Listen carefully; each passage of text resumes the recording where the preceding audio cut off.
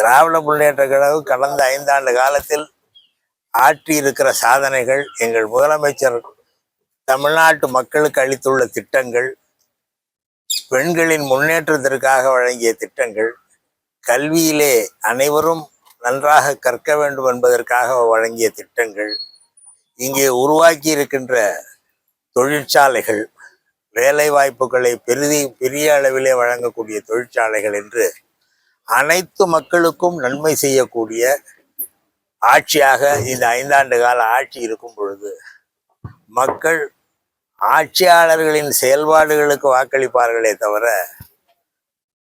மற்ற எதையும் பார்க்க மாட்டார்கள்.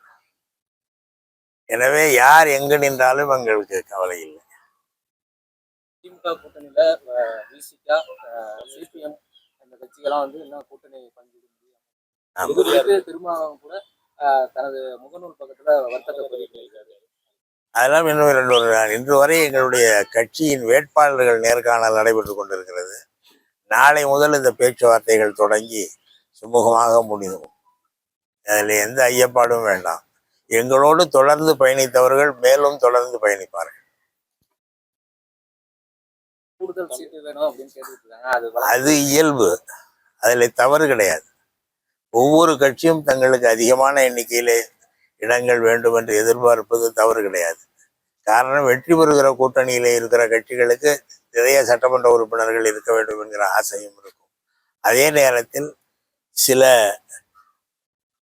பிரச்சனைகள், ஒரு ஆட்சிக்கு தேவையான எண்ணிக்கையிலே, ஆட்சி அமைக்க தேவையான எண்ணிக்கையிலே வெற்றி பெறுவதற்கும் நிலையான ஆட்சி அமைப்பதற்கும் உரிய இடங்களை திராவிட முன்னேற்ற கழகம் நேரடியாக போட்டியிடக்கூடிய தொகுதிகளை வைத்துக்கொண்டு மற்ற தொகுதிகளை நம்முடைய கூட்டணி கட்சி அனைவருக்கும் பகிர்ந்து அனைவரையும் வெற்றி பெற செய்யக்கூடிய இயக்கமாக இருக்கிறது.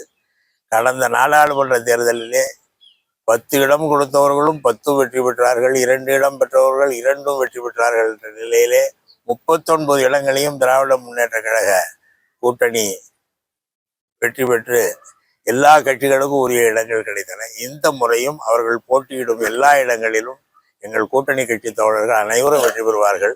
கடந்த சட்டமன்றத்தில் அவர்களுக்கு இருந்த எண்ணிக்கையை விட அதிக எண்ணிக்கையிலே இந்த முறை சட்டமன்ற உறுப்பினர்கள் அமைவார்கள்.